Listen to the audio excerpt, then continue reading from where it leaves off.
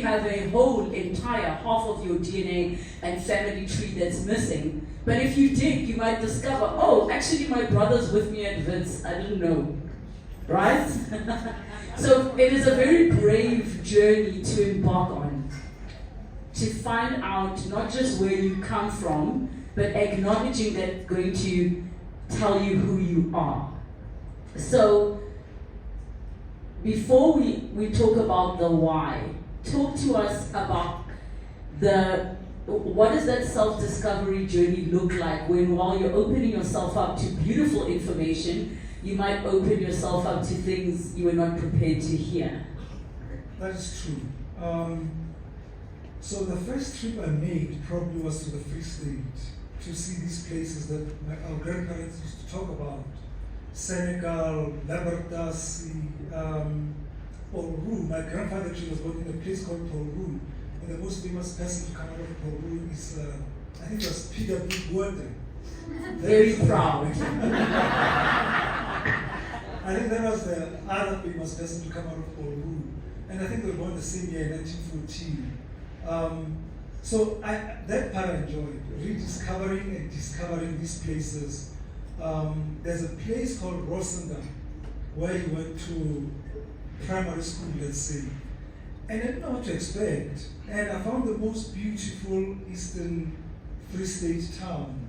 The name Rosendal comes from the roses that grow organically all over the place. So you can imagine how beautiful it is. The mountain ranges, the weather, it was just a stunning place. The only place that I didn't get to is Tabanchu. I still regret that. I'm still going to make that trip because he got his standard 6 at Mofokeng Institution in Tabanchu in probably 1939, 38. And then I also traveled. I got to travel. I'm still a student at Vince. So I have these privileges of these trips that come on.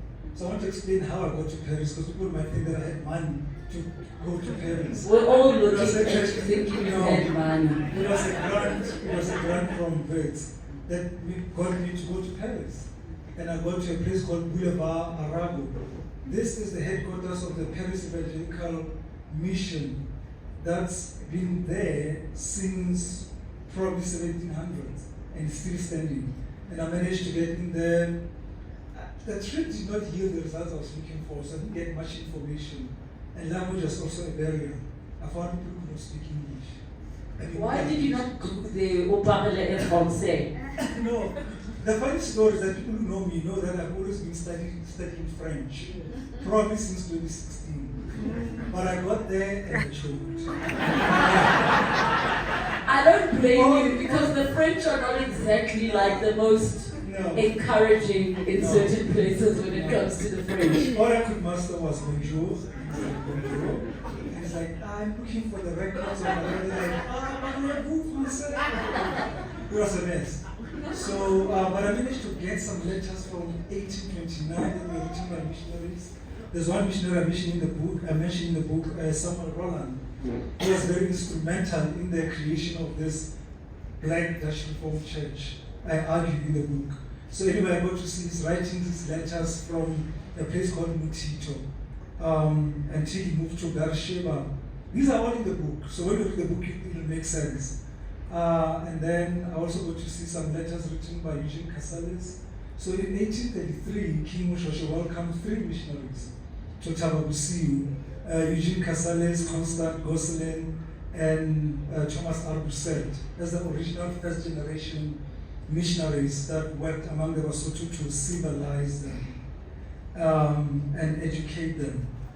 So I got to see all of these writings. That was beautiful. It was nice. But the turning point for me was also going to Morija, which is in Lesotho. So there's Moria, where people are going this weekend. But there's also Morija in Lesotho. Some people call it Yetsana Tutu, because this is where a lot of people were educated, and there was a lot of sort of black excellence, if you like. And there, I mean, guys, you must make time and go and see these places. In Morija, I found a newspaper called Lesley La Lesotho, dating back to 1863. Started by these missionaries like Adolphe Mabila, I think that's second generation missionary. And they had articles about our ancestors. I quote some of them in the book about the Mofokeng. The fact that before Moshoeshoe, Lesotho was known as Lesotho like Nkejane. When you look at my family tree, you see Nkejane is right at the top. So it's a direct ancestor. And I see there's Nkejane in the crowd. Nkejane Mofokeng, who's actually named after this ancestor of ours. And we met on Facebook. I saw his name and said, why is your name Nkejane? Because we say something about Nkejane in our praise thing in our family. And that's how we got to meet Nkejane and establish that we are related. We've got this common ancestor up there. We might have split down, along the way, but we have a common ancestor who was this prominent, powerful man who ruled Lesotho. The only thing that Moshoeshoe did right was to unite the nation of Lesotho and form what we know as Lesotho from, by the way, 1824. That's 200 years of the nation of Lesotho next year. And that's why I think this book is also timeless, for Lesotho to reflect on their legacy. I can talk about the last chapter. I can go on and on with this book. Of course you can. But I feel like I'm going to stop you there because I don't want you to give too much away. Né? So when we come back to, you've spoken about the journey that you've had to take to create the man who shook mountains in the footsteps of my ancestors. And in the very first chapter, you start speaking about this specific church and the memories that come flooding in. And it was so weird because when I was reading that part of the book, I could smell the church. The way you were so descriptive about the stained glass. And I think many of us that grew up going Ogeregeng, when you hear about the wooden benches and you hear about the stained glass, the nostalgia is so real. It is such a memory that those of us that grew up in black homes where come hell or high water, you can smell it, right? And I think the reason for me it was such a powerful introduction is because it is a feeling we can all relate to. Obviously, the difference for you is it reminded you of the last time you were there, and particularly how emotional your grandparents were and how emotional you were about the fact that they had to say goodbye to this place that was home. And Gogo was not celebrated in a way that you had imagined. And yes, it's joyous to be like, I'm going to retirement, but also it's quite a depressing, daunting thought of what next.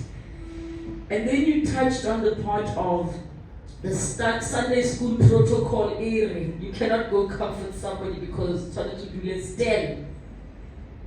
I'm curious about that little boy. So when you made your way back to the church, what was the first emotion? Was it the nostalgic, oh wow, this feels like home? Or was it the last time I was here, a certain upbringing and teaching and indoctrination to a sense put me in a position where I couldn't even go and comfort my grandmother, who anyways you didn't even celebrate her the way you should have?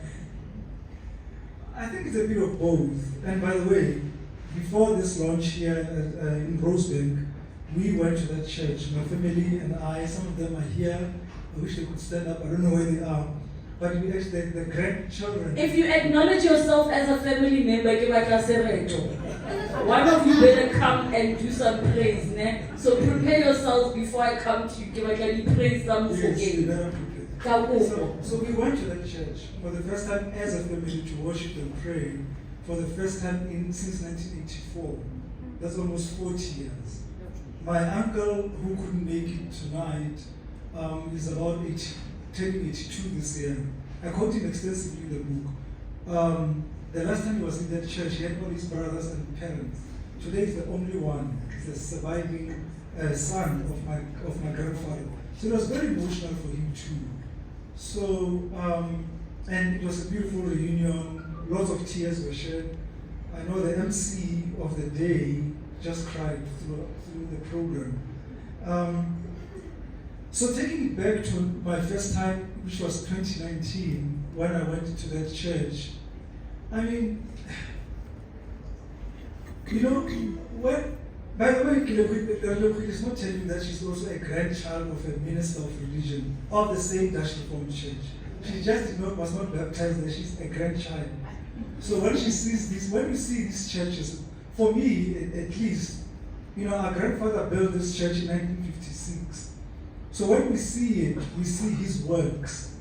I suppose when we were younger, with our naivete, we were entitled to these places. We felt like this is our grandfather's place. This is his hospital.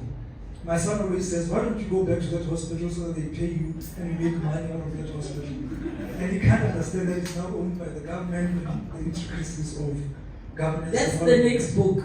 Yes, reclaiming the hospital. Here we go. But it was an emotional journey, seeing the decay, seeing how the place is not what it used to be. I mean, if you look at those pictures, it was a grand building. It was really stunning. The wooden flooring, the steeple that went on, the church bell that rang, and the ceilings, the pressed ceilings above it. It was really a majestic building by any standards. And seeing it in that state was really hard to understand and digest and accept. And it's not only that, because I actually go into the entire complex. It was not just a church, it was a church, the hospital, the homes, the nurses' home, the home for the people living with disabilities. It was a huge complex. And it's just sitting there in ruins.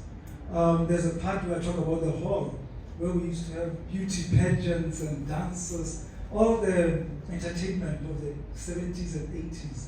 And now it's just home for spiders, and it's falling apart. So I encourage you to read that chapter. It's one of my favorite chapters that I wrote with a lump in my throat.